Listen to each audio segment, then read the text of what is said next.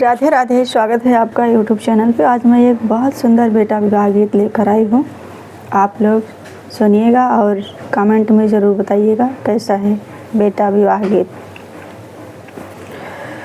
तू ता चला पूते गौरी बियाहन, अरे गौरी बियाहन, अरे दूधवा के मुला की जाऊ रे लालनवा, अरे दूधवा के मुला की जाऊ रे लालनवा।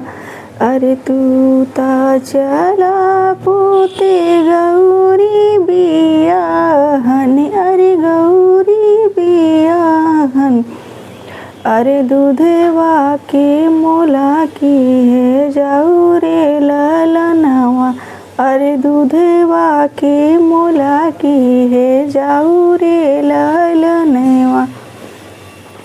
गैया भैंसिया दूधवा हटिया बिकई है, बाजरिया बिकई है, अरे माई का दूध आना मोला रे लालनवा, अरे माई का दूध आना मोला रे लालनवा। गैया भैंसिया दूधवा हटिया बिकई है, बाजरिया बिकई है, अरे माई का दूध आना मोला रे लालनवा, अरे माई का दूध आना मोला रे लालनवा। काशा तरैया माई गिनऊ न जानी, काशा तरैया माई गिनऊ न जानी, अरे दूधवा उरी ना कैसे होई रे लालनवा, अरे दूधवा उरी ना कैसे होई रे लालनवा।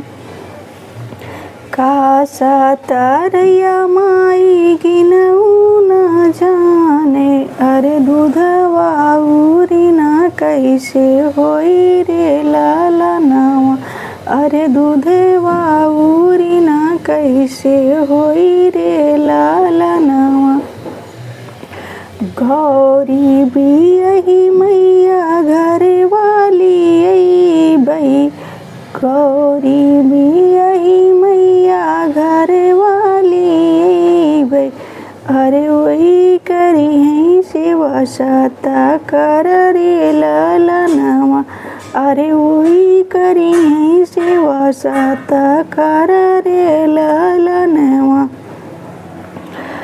अरे तू ता चल पूता गौरी बियाहन, अरे दूधवा का मुला की जाया रे लालनवा, अरे दूधवा का मुला की जाया रे लालनवा। धन्यवाद।